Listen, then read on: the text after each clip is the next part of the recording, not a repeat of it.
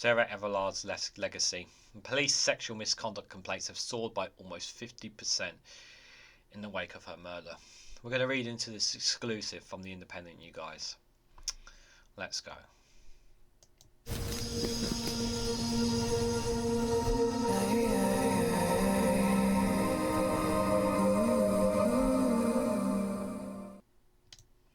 Good morning, good afternoon, good evening, wherever you are in the world. This is Reganelite here with an exclusive from The Independent with the headline that Sarah Everard's legacy. Police sexual misconduct complaints have soared by almost 50% in the wake of murder.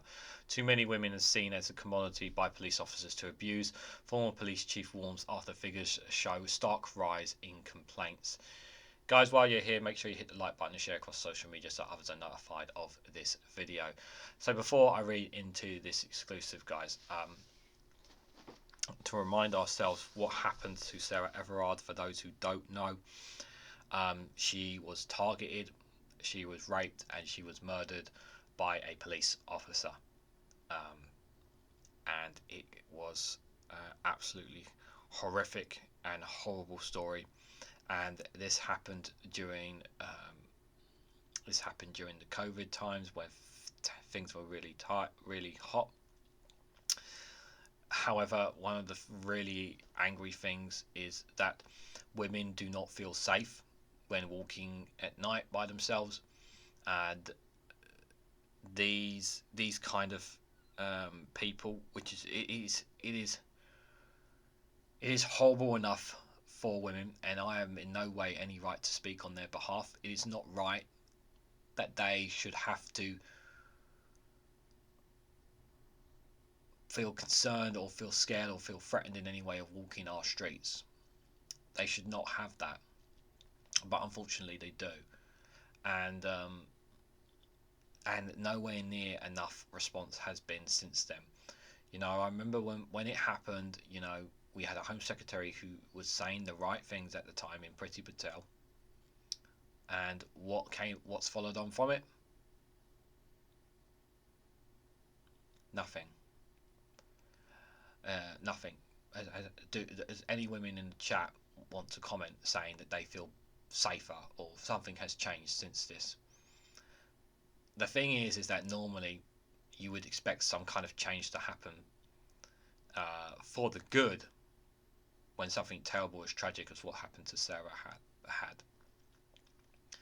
But instead, what we've got here is that misconduct complaints have soared within the police force in the wake of her murder, which means that many people have been silent about it only until this murder happened,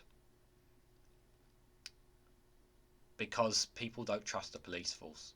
And we've covered numerous stories about how very little or no care for our police force, because they're just not doing enough to protect anybody, let alone just women, but anybody.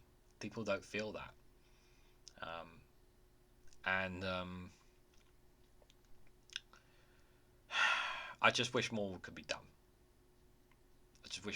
done.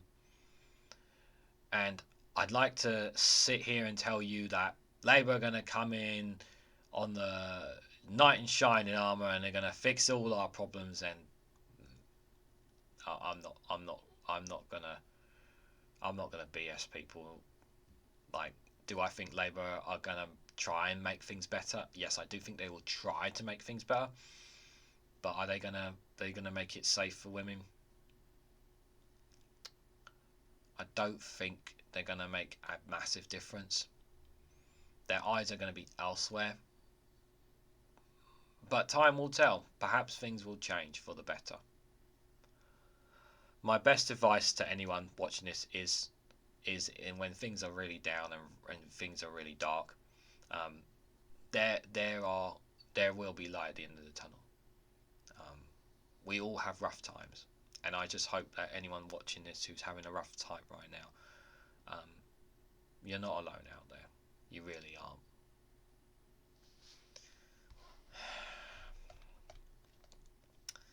So allegations of police sexual harassment and assault have soared by almost 50% since the rape and murder of Sarah Everard by a serving police officer, The Independent can reveal.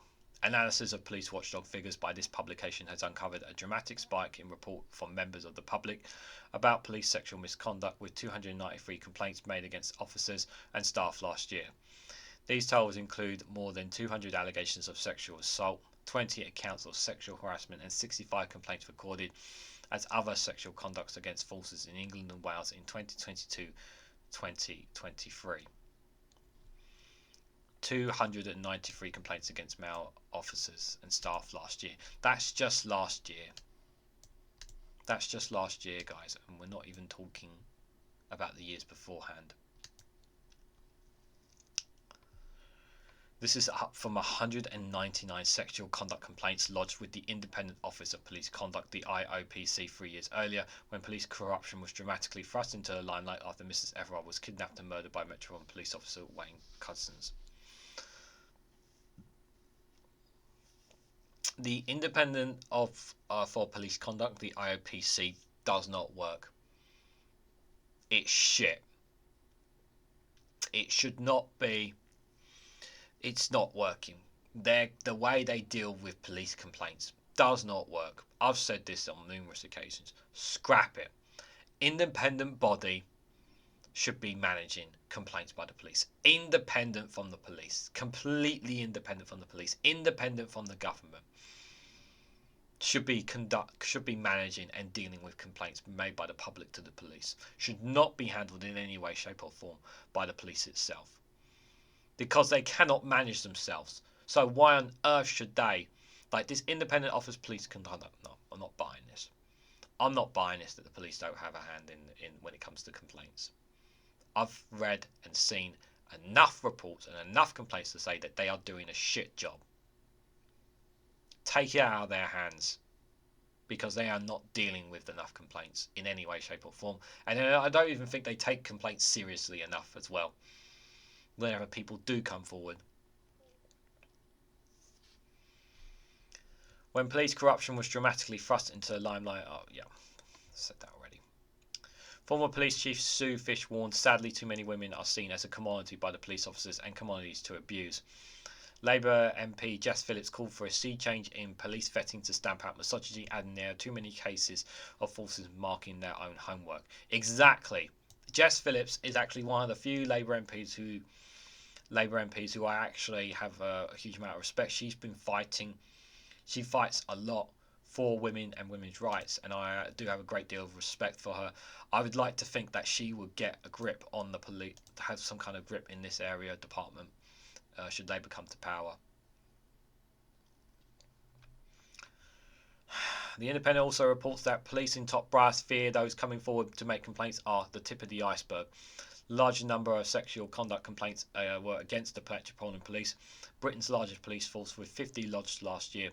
Shockingly, the IOPC noted 136 allegations classified as abuse of position or sexual conduct were handed informally by police forces, meaning that the allegations were resolved without independent scrutiny. There have been a huge uptick in referrals from police forces to the IOPC in the years since Couzens was exposed, with the number expected to top 7,000 this year, up from 4,000 5 years ago. 7,000. Ms Fish, who was the first chief constable to ever record misogyny as a hate crime, said the growing numbers of women coming forward to report abuses are Sarah Everard's legacy after her death ignited debate over police corruption and triggered a review into culture and standards at the Met by Baroness Lucy Casey, who concluded the force is institutionally misogynistic. We know it is.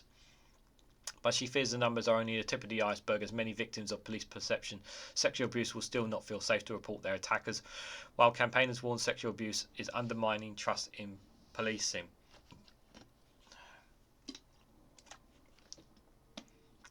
Just 1 second.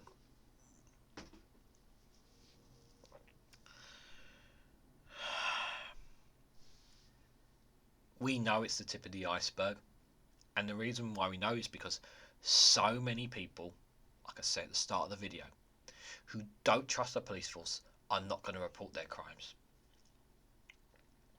and instead try to bottle it up. And then and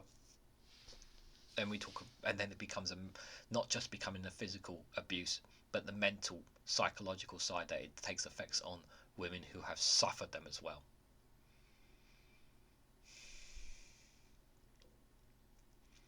And we already know how overwhelmed our NHS mental health system is. I've covered it in a video. Miss Fish told The Independent, "You could say this is Sarah Everard's legacy, if you like, of women saying actually this isn't acceptable, and some women, but not all women, are increasingly able to stand up and say this is what happened to me, particularly in light of Baroness Casey's review. They are saying they are absolutely fed up of being treated so appallingly by people who are supposed to protect them and uphold the law, and more power to them for calling them out." Mrs Fish, who was awarded an OBE for services for policing before she retired as Chief Constable of Nottingham Police in 2017, said most officers are joining the force to do good, but they swim in a pool which is deeply misogynistic. They are failing in policing and in government to accept that the barrel is rotten. If you can't trust in the very institution who are meant to protect you, the whole system has failed. Ms Phillips, who used to be a shadow minister for domestic violence and safeguarding, told The Independent, "There has got to be a sea change in vetting and disciplinary procedures within police. If we have any chance of rebuilding confidence for women in the police, this cannot wait, and the government must ensure that every force is handled every case appropriately and ensuring independence in the process. At the moment, there are still too many cases of forces marking their own homework when it comes to domestic and sexual abuse allegations." The figures show some 24 complaints were made against the police and staff at Thames Valley Police, while 15 were lodged for both Greater Manchester and Nottinghamshire Police. West Midlands recorded 11 complaints, while 10 were lodged against Essex Police. A further 74 complaints were made against police abusing their position for a sexual purpose last year, although this is not recorded under sexual conduct by a police watchdog. Despite the upticks in referrals from police forces in the IOPC in the years since Couzens was exposed, the watchdog capacity remains limited to around 300 independent investigators each year, meaning it is forced to make difficult trade-offs over which cases it chooses to pursue against officers. The figures come from a Cheshire constabulary officers that this week found guilty of abusing his position for sexual purposes after he had sexually vulnerable domestic abuse victim during a police visit to her house in 2021.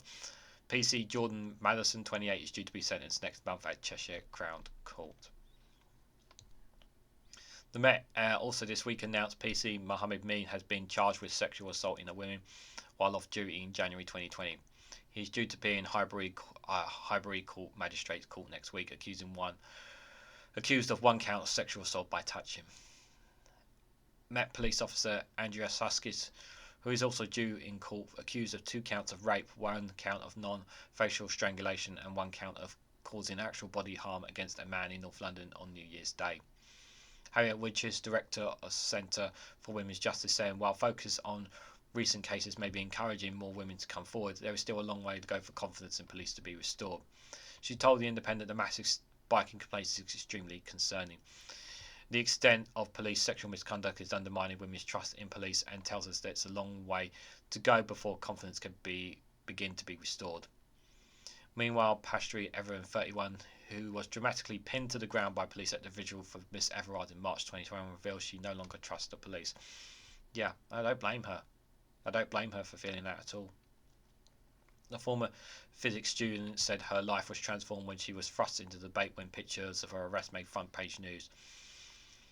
It's been 3 years since she was arrested at that vigil, and I'm still having to talk about this stuff, and it's really sad, she told The Independent.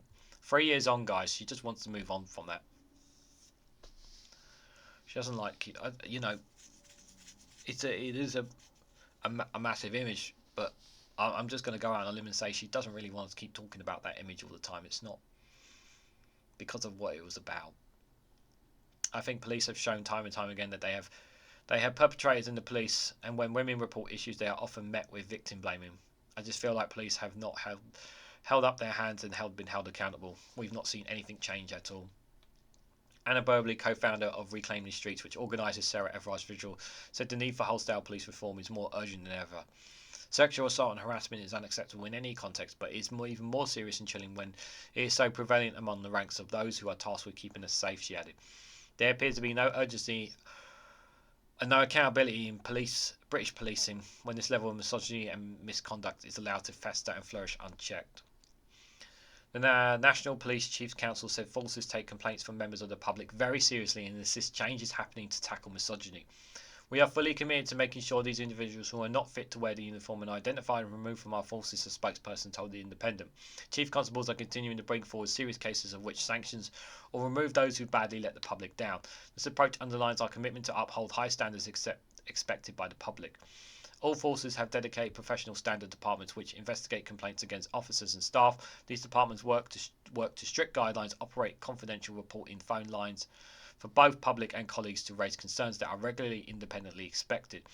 They proactively act upon intelligence to weed out the very small number of officers who do not uphold the standards of the service.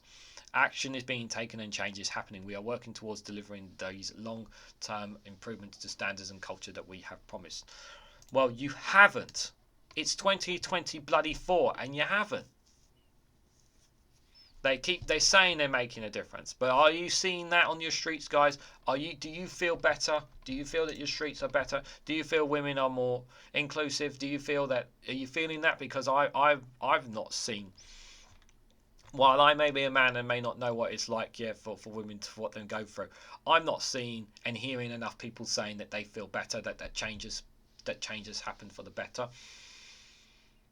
I've read lots of reports and articles that tells me that police are all talk and no action when it comes to this.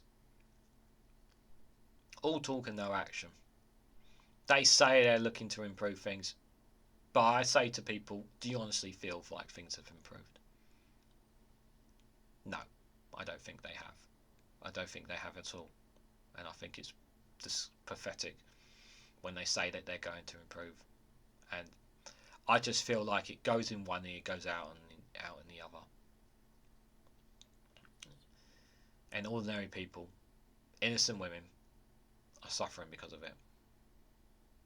They become victims and don't go anywhere near the police because where is that trust? There is none. That's what's happened. So what do you guys make of this? What do you guys make of Sarah Everard's legacy? The police sexual misconduct complaints? The police force itself? Do you have any trust or faith in it yourselves? Let me know your thoughts in the comment section down below. Whether you're from England, Scotland, Wales, Northern Ireland, whatever what police forces are like for you in your areas, let me know your thoughts in the comment section down below. If you found this video interesting, if you can hit the like button, we greatly appreciate it. Share this across social media so other people are notified of this video, and hit the bell notification icon so you'll be notified whenever I upload another video. And if you want to financially support me in the work I do here, you can do so by becoming a YouTube member for as little as 99p, or joining me on Patreon or Rumble for exclusive content. Thanks so much for watching, and I hope to catch you all very, very soon.